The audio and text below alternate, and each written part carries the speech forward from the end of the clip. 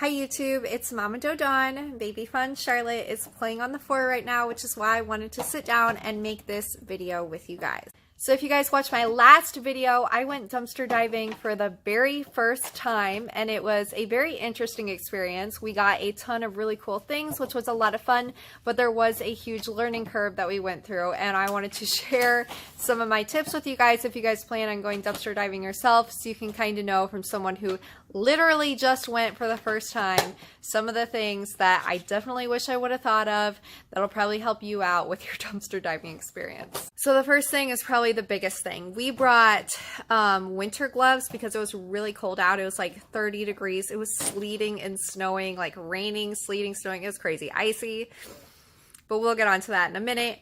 But our biggest thing was we brought rubber gloves too to keep our hands safe from any materials that might be in the trash.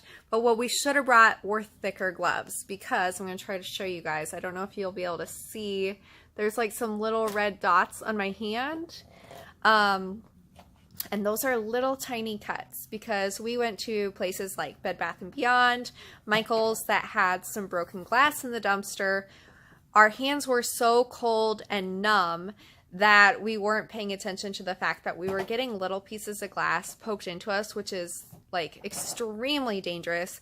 We definitely should have had like thick leather gloves. It would have been not as easy to go through things, but so much safer. So if this is your first time and you're getting out there and doing it, you're going to a place where they may have glass, I definitely suggest getting a really good pair of heavy duty gloves that's going to allow you to look through things.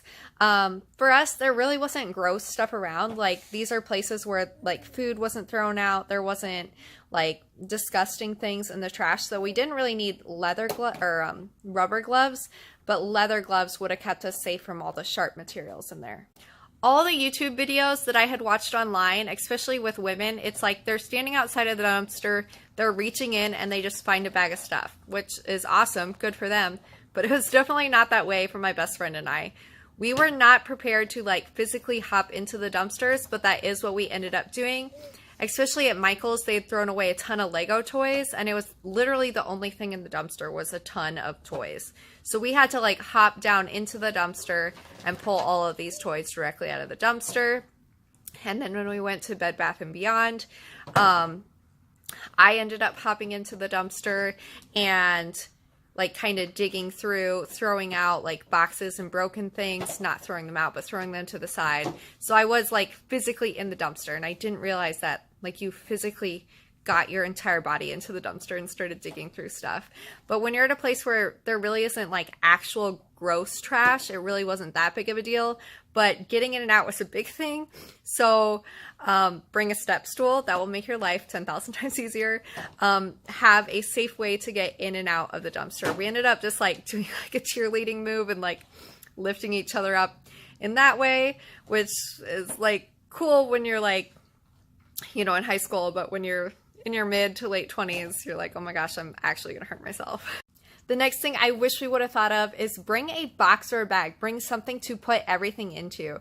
Especially at Michael's, we had, like, I'm not even kidding, probably about 300 little Legos all over the dumpster, and we needed boxes to keep all those Legos in. Luckily, they had thrown out a plastic box, which was perfect for it, but had we not had a box, we would have had nothing to put, like, probably like $200 worth of Legos in. So it was an awesome find for us, and thank goodness we had the box there. But bring something, especially if you're going to a place that's going to have small items, to pack everything into. Next up, bring a knife. At the end of my first dumpster dive haul, I showed you guys the video where we found a PS4 in a local video game store's dumpster, and it was completely like nicely wrapped up in like a plastic wrap with tape around it. I'm not entirely sure why they did that, because why would you want to keep something safe that you're throwing away? But either way, luckily we did have a knife so we could like carefully cut it open and see that it was indeed a PS4.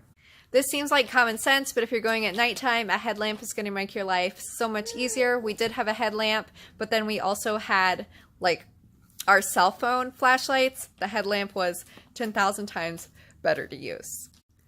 My next tip is try anywhere, because I went to places that I thought were like good places to go to because that's what everyone on YouTube said to go to. So GameStop, Ulta, places like that. Those places did not have things we could take. With that being said, Bed Bath & Beyond, Michael's, like those are places no one usually thinks of, but they were the places where we got our biggest scores. So if you're in an area with a strip mall, don't hesitate to look through the other dumpsters.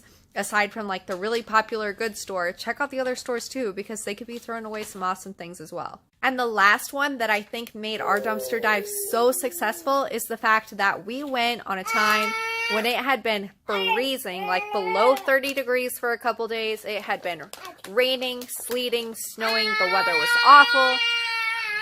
It was icy.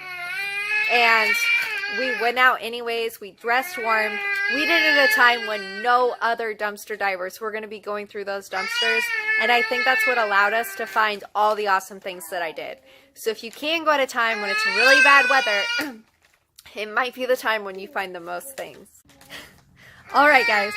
Thank you so much for watching. Clearly, my little one is determined to make her voice heard in this video, and I cannot shout over her any longer. So these were my tips for if you're going out on your first dumpster dive, things I learned on my first dumpster dive, and if you want to see my dumpster dive haul, where I found over $400 worth of things, click the link in the description below. And as always, thank you so much for watching, guys, and I'll see you in the next one.